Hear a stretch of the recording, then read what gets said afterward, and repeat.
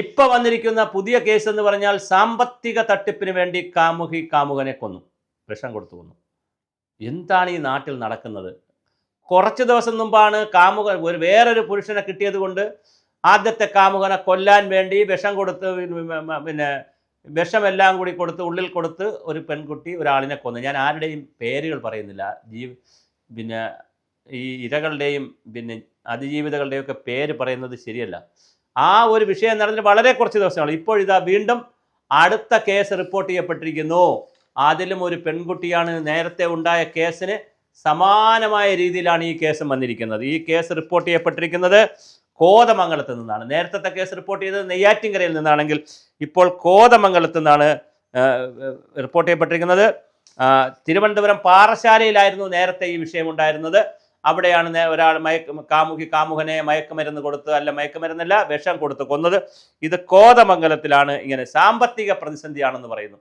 ഇന്നത്തെ കാലഘട്ടത്തിൽ പ്രണയമെന്ന് പറയുന്നത് അല്ലെങ്കിൽ സ്നേഹമെന്നൊക്കെ പറയുന്നതിൻ്റെ അതിൻ്റെ തലമൊക്കെ മാറി കേവല ശാരീരിക ബന്ധങ്ങൾക്കും കേവല താൽക്കാലികമായിട്ടുള്ള കാര്യങ്ങൾക്കും പെൺകുട്ടികളെ കീഴടക്കി അവരെ മതം മാറ്റുന്ന കാര്യങ്ങൾക്കും അവരുടെ വീഡിയോ എടുക്കുന്ന കാര്യങ്ങൾക്കും സാമ്പത്തിക ഇടപാടിനുമൊക്കെയായി നമ്മൾ വളരെ പവിത്രമായി പരിപാവനമായി കഴിഞ്ഞിരുന്ന പ്രണയം, കുടുംബ ബന്ധങ്ങളൊക്കെ വല്ലാതെ ഉപദ്രവിച്ചിരിക്കുന്ന ഒരു കാലത്താണ് താമസിക്കുന്നത്.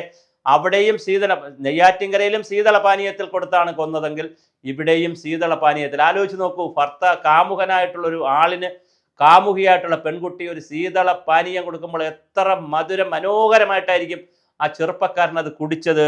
അപ്പോൾ 30 വയസ്സുള്ള ഒരു പെൺകുട്ടിയാണ് ഇത് ചെയ്തിരിക്കുന്നത്. 38 വയസ്സുള്ള ഒരു ചെറുപ്പക്കാരനെതിരെയാണ് ഇത് ചെയ്തിരിക്കുന്നത്.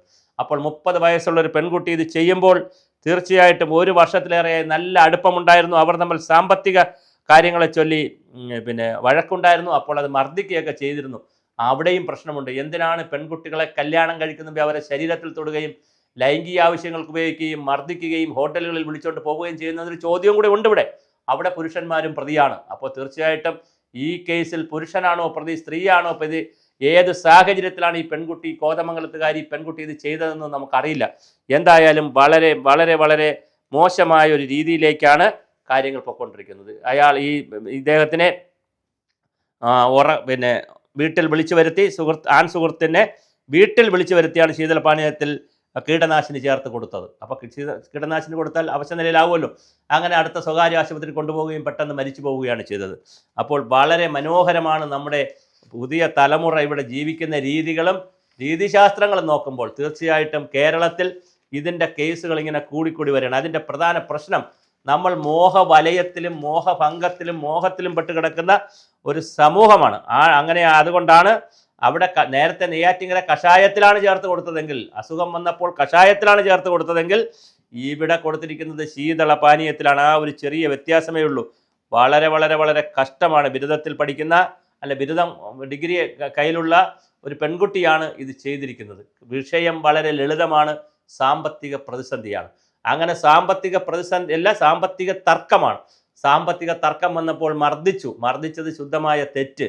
ഞാൻ പറഞ്ഞല്ലോ, ഭാര്യയെ മർദ്ദിക്കാൻ പാടില്ല, കാമുകിയെ മർദ്ദിക്കാൻ പാടില്ല. കല്യാണത്തിന് മുമ്പ് സ്ത്രീയുടെ ശരീരത്തിൽ പോസിറ്റീവായിട്ടോ സ്നേഹത്തിലോ നെഗറ്റീവായിട്ടോ കൈവയ്ക്കാൻ പാടില്ല. ഇപ്പോൾ അങ്ങനെ അല്ലല്ലോ. കോളേജിൽ പഠിക്കുന്ന കുട്ടികൾ പോലും വല്ലാത്ത ഫ്രീഡം എടുക്കുന്ന ഒരു കാലത്താണ് നമ്മൾ താമസിക്കുന്നത്. അതൊക്കെ കാണുമ്പോൾ ചിലപ്പോൾ ശരാശരി മാതാപിതാക്കൾക്ക് അവർ പഴഞ്ചനായതുകൊണ്ടായിരിക്കാം പല തെറ്റിദ്ധാരണകളും ഒക്കെ വരാം. എന്തായാലും ഈ ആധുനിക കാലഘട്ടം സ്ത്രീ പുരുഷ ബന്ധത്തിൽ വലിയ മാറ്റം വന്നൊരു കാലമാണ്. സ്ത്രീ എന്നോ പുരുഷനോ ബന്ധമില്ലാതെ, വ്യത്യാസമില്ലാതെ ന്യൂട്രലായി തന്നെ ജെൻഡർ ന്യൂട്രാലിറ്റിയുടെ കാലത്ത് വളരെ സൗഹൃദത്തിൽ അവർ കഴിയും. അതൊക്കെ നല്ല കാര്യം. പക്ഷെ സൗഹൃദത്തിനപ്പുറം അത് ശാരീരിക ബന്ധത്തിലേക്ക് പോവുക, അത് പറ്റിപ്പിലേക്ക് പോവുക, തട്ടിപ്പിലേക്ക് പോവുക, ഹോട്ടലുകളിൽ പോവുക, ടൂറിസ്റ്റ് കേന്ദ്രങ്ങളിൽ പോവുക, പിന്നെ ഉപേക്ഷിക്കാൻ പറ്റാതെ വരുമ്പോൾ ഒന്നുകിൽ ശീതളപാനീയത്തിൽ കൊടുക്കുന്നു, അല്ലെങ്കിൽ മരുന്നിൽ കൊടുക്കുന്നു, എങ്ങനെയെങ്കിലും കൊല്ലുന്നു.